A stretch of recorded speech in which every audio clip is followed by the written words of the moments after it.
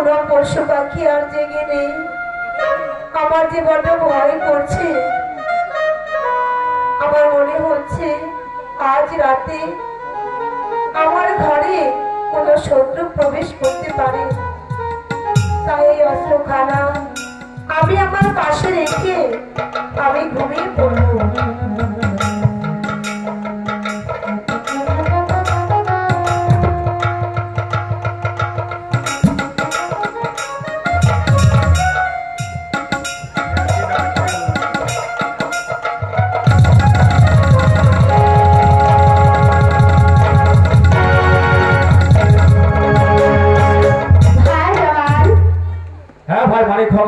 আমি তোমার আপন বাড়ি পৌঁছে গেছি। কি বলছিস ভাই? হ্যাঁ ভাই। তাহলে তুই কি আমাকে সমুদ্রের মাঝে ফেলে দিতে চাস ভাই? না ভাই, তোমার যদি বিশ্বাস না হয় এক হাতে আমার ডানা ধরো আর এক হাতে তোমার চক্ষু বন্ধন খুলে দেখো। হ্যাঁ ভাই মানিক হংস, আমি তাই করছি। এক হাতে আমি তোমার ডানা চেপে ধরছি, আর এক হাত দিয়ে আমি আমার চক্ষু বন্ধন খুলে নিচ্ছি।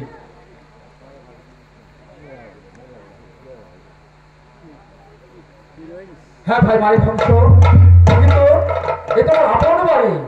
ভাই মানিক হংস, বলো ভাই জবাল। তাহলে তুমি আমার বাগান বাড়িতে একটু ঘুরে এসো। এই মুহূর্তে আমি কমলার সঙ্গে সাক্ষাৎ করে ঠিক আছে, আমি তাই যাচ্ছি। হ্যাঁ ভাই, তুমি তাই করো। কমলা, কমলা, লক্ষ্মীটি আমার, তুমি একটু বারে চেয়ে দেখো, তুমি একটু বারে চেয়ে দেখো, তোমার স্বামী জমানে বাক্স তোমার সম্মুখে দণ্ডায়মান। কে আমাকে ডাকছে? চেয়ে দেখো, দরজা খুলে দেখো, দরজা খুলে দেখো, তোমার স্বামী তোমার দরজার সম্মুখে দণ্ডায়মান। কি বললি শয়তান? আমার স্বামী আর 6 মাস যাবৎ বাণিজ্যতে গিয়েছে, আর তুই এসেছিস আমার সতীত্ব নষ্ট করতে? বিশ্বাস করো, বিশ্বাস করো কমলা, বিশ্বাস করো। তুমি একটি বার দরজা খুলে দেখো, তোমার স্বামী জমানে বাক্স তোমার সম্মুখে। চুপ কর শয়তান, এখান থেকে দূর হয়ে যা। হায় খোদা, হায় খোদা পাক পরওয়ারদিগার, হায় হায় দয়া করে কালো গাছি, আমি এখন কি করি? কমলাজি, তোমার যে বিশ্বাস করছে না, এমন কি তার ঘটছে না। হায় খোদা, হায় খোদা, দেখি দেখি আমার কালো গাছিকে স্মরণ করে। কোথায় বাবা কালো গাছি?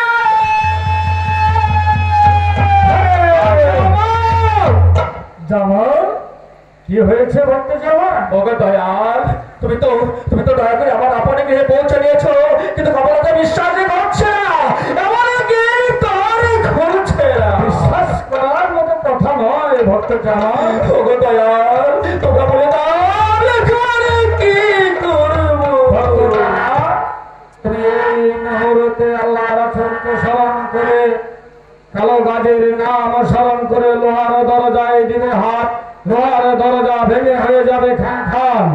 ভাই, জবাব আছে যদি দরজা হাতে, তাহলে এক্ষুনি দুই হয়ে যাবে। ভাই, কারণ কমলার সঙ্গে নাতির অস্ত্র আছে। ঠিক আছে বিয়া ভাই, সেটা আমি দেখবো। ভক্ত জানার এই মুহূর্তে আরাধনকে স্মরণ করে, কালো গাজীকে স্মরণ করে লোহার দরজায় দিবে হাত, লোহার দরজা ভেঙে হয়ে যাবে খান খান। ঠিক আছে, আমি তাই করছি, আমি তাই করছি। কমলা, লক্ষ্মীটি আমার, একটিবার তুমি দরজা খুলে চেয়ে দেখো, তোমার স্বামী তোমার দরজার সামনে দণ্ডায়মান। না, আমি আমার ঘরের দরজা কিছুতেই খুলবো না।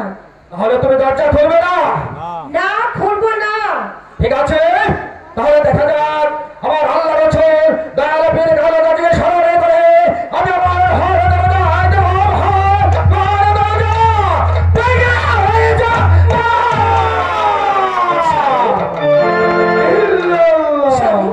আমাকে ক্ষমা করুন স্বামী। কমলা, কমলা, কমলা, তোমার স্থান ওখানে নয়, তোমার স্থান ওখানে নয়, তোমার স্থান হচ্ছে আমার মাথায়।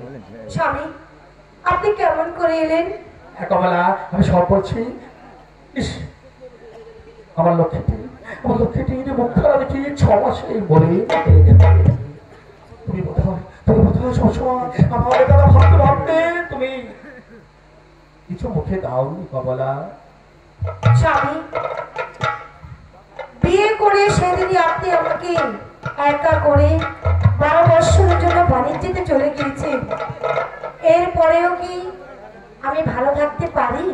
আমি সবই বলছি, আমি সবই বলছি লক্ষ্মী, কিন্তু আমার হাতে যে সময় নেই, তুমি আমাকে একটু বিশ্রাম করার জন্য ব্যবস্থা করে দাও লক্ষ্মী আমার। ঠিক আছে স্বামী, আমি তাই দিচ্ছি।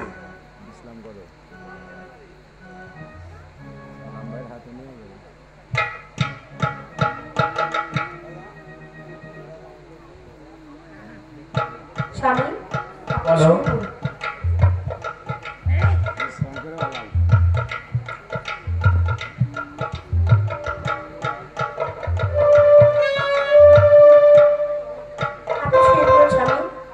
আমি একটা হাতটা টিপে দিচ্ছি। ঠিক আছে, আমি তাই করছি।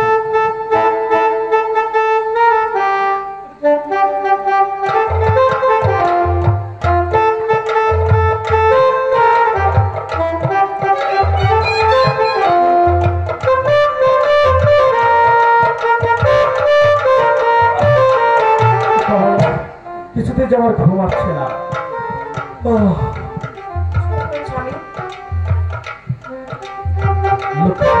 তোমার খুব কষ্ট হয়েছে তাই না? কষ্ট তো অনেক হয়েছে। তোমাকে রেখে আমারও বড্ড কষ্ট হয়েছে।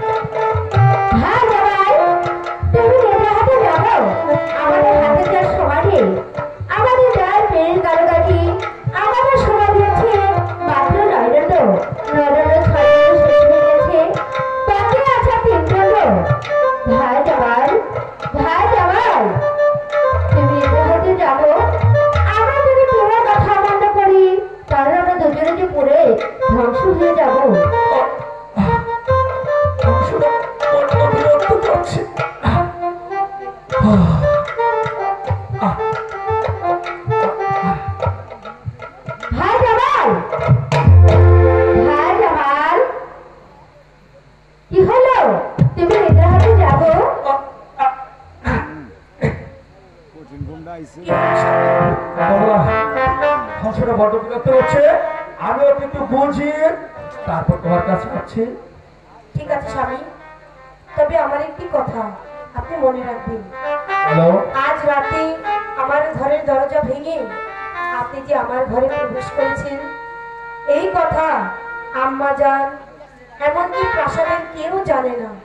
তাই যাবার সময় আপনি এই কথাটি আম্মা জানকে বলে যাবেন। তা না হলে আমার কোনো বিপদ হতে পারে।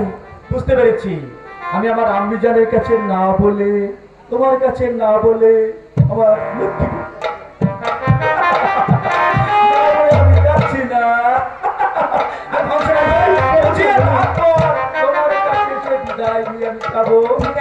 ঠিক আছে, আমি হংসটাকে একটু বুঝিয়ে তারপর তোমার কাছে আসছি।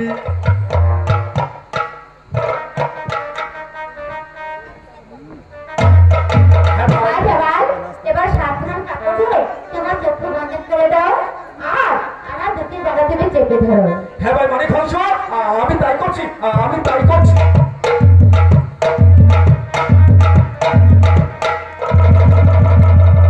হ্যাঁ ভাই, মানে হংস, তাহলে আমাকে নিয়ে চল।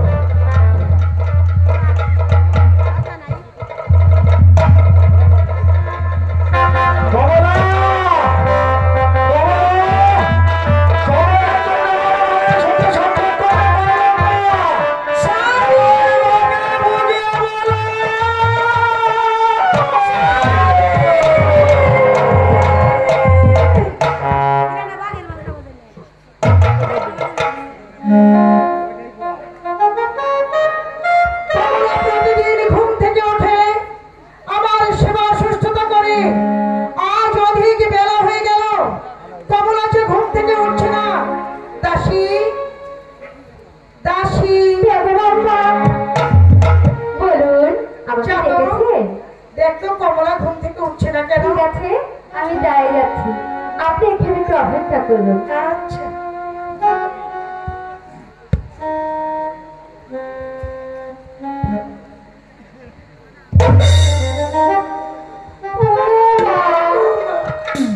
ব্যাপার কি?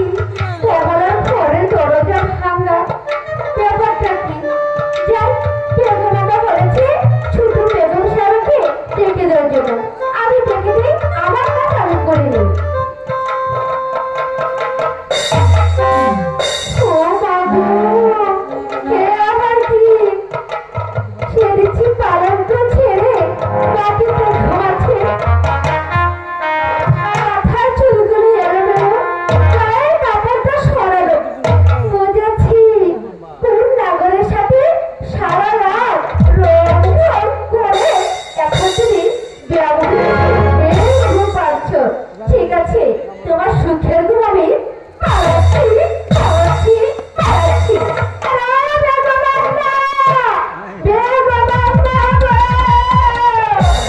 কি হয়েছে?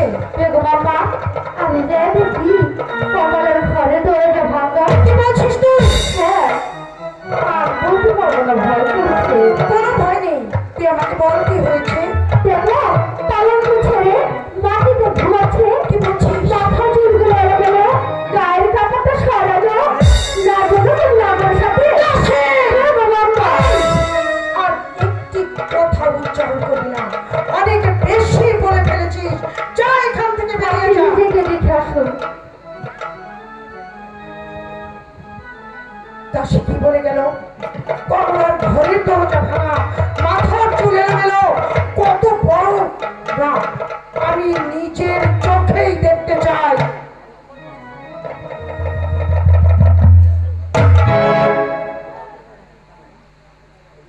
এ কি?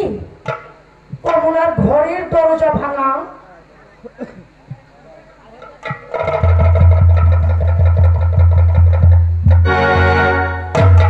পালঙ্ক ছেড়ে মাটিতে বিভোরে ঘুমোচ্ছে।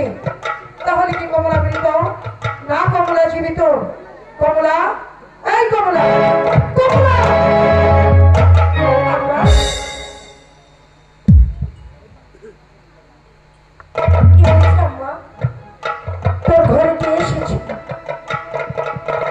ও সেই কথা। আম্মা, আমার ঘরে আমার স্বামী এসেছিল। তোর স্বামী এসেছিল? মানে আমার ছেলে? হ্যাঁ আম্মা, জামাল। সত্যি সত্যি সত্যি সত্যি আম্মা, আজ রাতে আমার ঘরে আমার স্বামী এসেছিল। আমাকে কেন ডাকলো না? তা তো বলতে পারবো না আম্মা, আমি তো বলেছিলাম আপনাকে বলে যেতে। আমাকে বলে যেতে তুই বলেছিলি? হ্যাঁ আম্মা। এই কমলা, তোর মনে আছে সেদিনের কথা? যেদিন প্রথম আমার বাড়িতে তুই প্রবেশ করেছিলিস, সেদিন আমি তোকে বলেছিলাম, মাগো আর যাই হোক আমার কাছ থেকে আমার ছেলেকে তুমি পর করে দিও না। অথচ আমার ছেলে এসেছে, আর একবারও আমায় মা বলে ডাকিনি। এই কমলা, আচ্ছা বলতো মা, এটাকে তুই কেন কাছে রেখেছিলি? ও সেই কথা। হ্যাঁ আম্মা, আমি যখন চলে যাচ্ছিলাম আমার কেমন যেন ভয় করছিল। মনে হচ্ছিল আমার ঘরে কোনো শত্রু আক্রমণ করবে। আচ্ছা, তাই আমি এই অস্ত্রখানা পাশে রেখে ঘুমিয়েছিলাম। অনেক বুদ্ধি তোর। দেখ, তুই বুঝতে পেরেছিস তোর ঘরে কেউ প্রবেশ করতে পারে, আর তুই এই অস্ত্রখানা তোর কাছে রেখেছিস। মাগো, তুমি কেন আমাকে বললে না তোমার ভয় হচ্ছে কেউ তোমার ঘরে প্রবেশ করতে পারে? তাহলে আমার প্রাসাদে অনেক বাঁধেরা ছিল, আমি তোমার ঘরে দিয়ে দিতাম তোমাকে পাহারা দেবার জন্য, কোনো ভয় থাকতো না। কেন বলনি মা? আম্মা, আমি এত কিছু বুঝি না, আমার মনে হয়েছিল তাই আমি অস্ত্রখানা আমার পাশে রেখেছিলাম। আচ্ছা, এটাও ঠিক আছে, কিন্তু বাবা এদিকে এসো, এসো দেখি আমার সোনা মেয়ে। আচ্ছা বাবা, তোমার স্বামী এসেছিল, কিন্তু ঘরের দরজাটা ভাঙা কেন? ঘরের দরজা ভাঙা কেন? আমার স্বামী আমাকে ডেকেছিল, কিন্তু আমি ভয়ে দরজাটা খুলিনি। সেই কারণে আমার স্বামী আমার ঘরের দরজা ভেঙে আমার ঘরে প্রবেশ করেছে। অনেক অনেক নাটক করেছিস, অনেক কথা বলেছিস। এই কমলা, জানিস এই বুকের মাঝে একটা কলিজা আছে, আর সেই কলিজার মাঝে আমি একটা বেহেশত তৈরি করেছি। আর আমার সে বেহেশতে যদি কেউ দোজখে পরিণত করতে চায়, আমি তা দোজখে নিক্ষেপ করব। আমি তাকে কিছুতে ক্ষমা করব না। আম্মা, আপনি বিশ্বাস করুন আম্মা, আমি সত্যি বলছি, আমার ঘরে আপনার ছেলে প্রবেশ করেছিল। কমলা, হ্যাঁ, আমার ছেলে যদি আসতো তাহলে অন্তত একবার হলো আমাকে মা বলে ডেকে যেত। আর তুই বলছিস আমার ছেলে এসেছে, অথচ ঘরের দরজা ভাঙা, সে তোকে ডাকেনি? ডেকেছিল তো, দরজা কেন খুলিসনি? আমি ভয়ে খুলিনি। আমি ভেবেছিলাম আমার স্বামীর কণ্ঠস্বর নকল করে আমার সতীত্ব কেউ নষ্ট করতে চাইছে, তাই আমি খুলিনি আম্মা। তাই বুঝি তোর সতীত্ব নষ্ট করবে? কেন স্বামীর কণ্ঠস্বর শুনতে পারিসনি? এই কমলা, এই বাংলার ঘরে ঘরে পৃথিবীর বুকে যত নারীরা আছে সবাই স্বামীর নিঃশ্বাসে বুঝতে পারে স্বামী এসেছে। স্বামীর ছায়াটা দেখলে বুঝতে পারে তার স্বামী এসেছে। স্বামীর কণ্ঠস্বরে বুঝতে পারে তার স্বামী এসেছে। এই, তুই কেমন অর্ধাঙ্গিনী, তুই কেমন স্ত্রী যে নিজের স্বামীকে চিনতে পারিসনি? একবার, শুধু একবার বল, তোর ঘরে কে এসেছিল? আমি তোকে ক্ষমা করে দেব। আর আমি তাকে দেখে নেব, তার বুকের কলিজাটা, তার পাঁজর কত বড় হয়েছে। তার বুকের ভেতর থেকে আমি কলিজাটা বের করে নিয়ে আসবো। হাই খোদা, এখন আমি কেমন করে আমার শাশুড়িকে বিশ্বাস করাবো? সে যে কিছুতেই বিশ্বাস করছে না। আম্মা, আমি সত্যি বলছি আম্মা, আপনি বিশ্বাস করুন, আপনি বিশ্বাস করুন। আমার ছেলে এসেছিল, তাই না? সত্য যে কি করে বলতে হয় তা আমি বেশ ভালো করে জানি।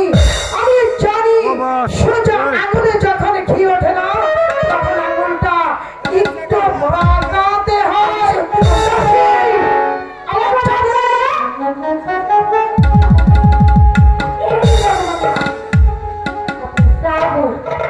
আম্মা,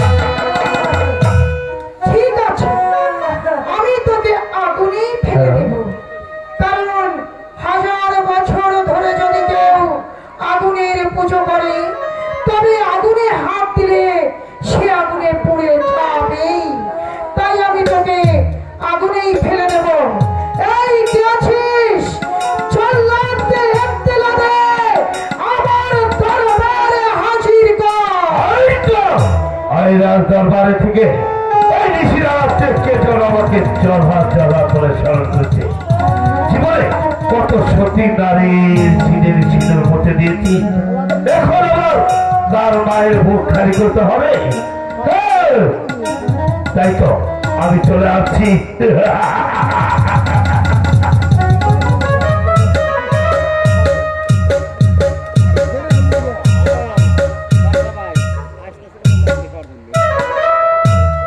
বলুন আমাদের কি জন্য আপনাকে স্মরণ করেছে? ওকে বন্দি কর। বন্দি? হ্যাঁ বন্দি কর।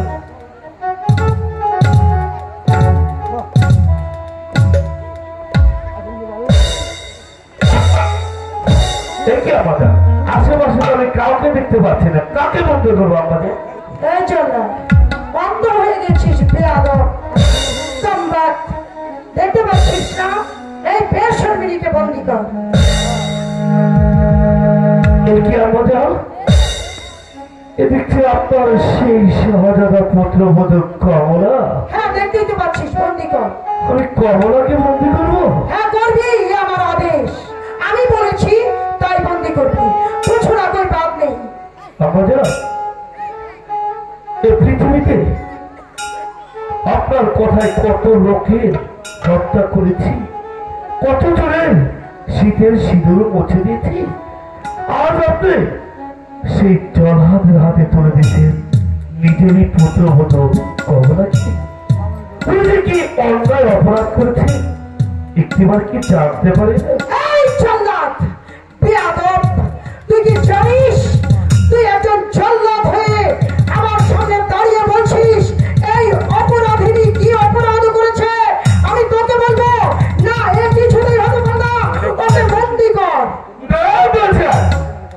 আমি তো আপনার হুকুমের গোলাম, আমি তো ছোট চাঁদ, আমি তো জলহা, আমি তো কিছুতেই আপনার কাছে কৈফিয়ত চেতে এসেছি। আপনার কাছে কৈফিয়ত চাওয়াটাই আমার অনেক অপরাধ। কিন্তু আপনারা একটিবার ভেবে দেখুন, কমলা যেন আপনার সেই পুত্রবধূ। তাই আমি বলেছিলাম ওই যদি কোনো অন্যায় অপরাধ করে থাকে তাহলে একটিবার কমলাকে ক্ষমা করে দেওয়া যায় না? ক্ষমা আমি ক্ষমা করতে পারি, তুই যদি আমার একটি শর্ত মেনে নিস। বলুন আমাদের। এই তোর একটি ছেলে আছে না, অবশ্যই। তাকে আমার প্রাসাদে নিয়ে আসবি আর আমার সামনে এনে তাকে তুই জবাই করবি, পারবি? না বাজা। তাহলে এই মুহূর্তে তো বন্দি কর। আই যাবো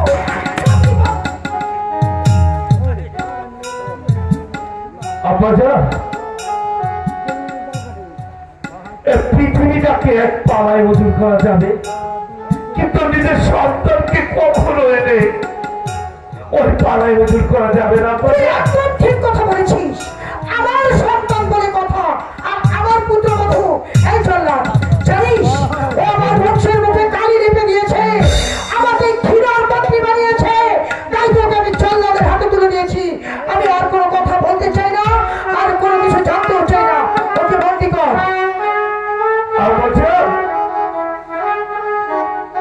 ওই রাস্তার মাঝে থেকে তুলে এনে আপনার রাজপ্রাসাদে আমাকে স্থান দিয়েছিলেন, কিন্তু আমি যে ওনার হাতের কত খাবার খেয়েছি, কিন্তু আব্বাজা আপনিও যেন একটি পাও সে কলিজার টুকরার মতো আমার মায়ের মতো নয়, আপনি আমার আম্মা। কিন্তু বলেছিলাম এমন কোনো আদেশ দিবেন না আমি যেন কমলাকে কিছুতে বন্দি করতে পারবো। এই জল্লাদ, ওই মা ডাক্তার কাছে আমি বড় দুর্বল, কিন্তু আমার শাসনের কাছে, আমার রাজ্যের কাছে, আমার প্রজার কাছে কেউ যদি আমাকে হেয় প্রতিপন্ন করতে চায় আমি তাকে কিছুতেই ক্ষমা করি না। এই পৃথিবীর বুকে আমার কাছে একটি জিনিস বড়, আমার অস্তিত্ব, আমার ব্যক্তিত্ব। তাকে যদি কেউ আঘাত করে তাকে আমি ক্ষমা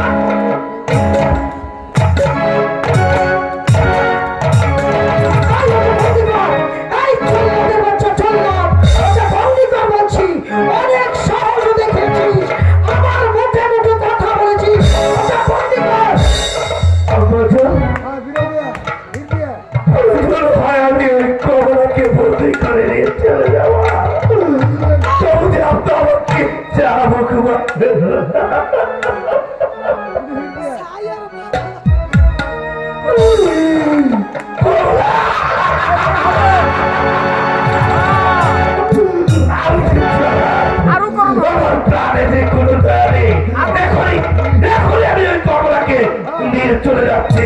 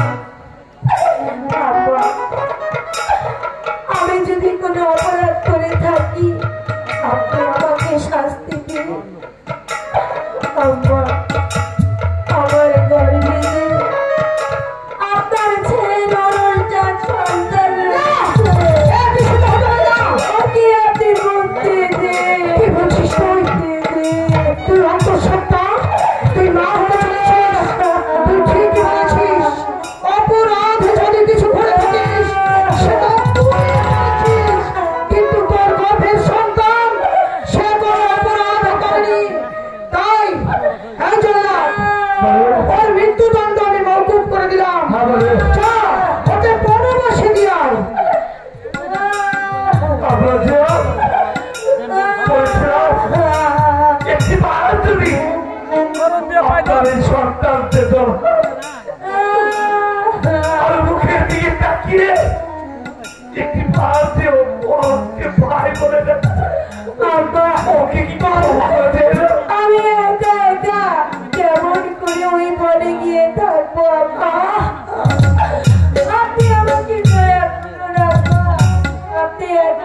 চোর হবেন না। না না না না আপনি আমাকে ক্ষমা করুন।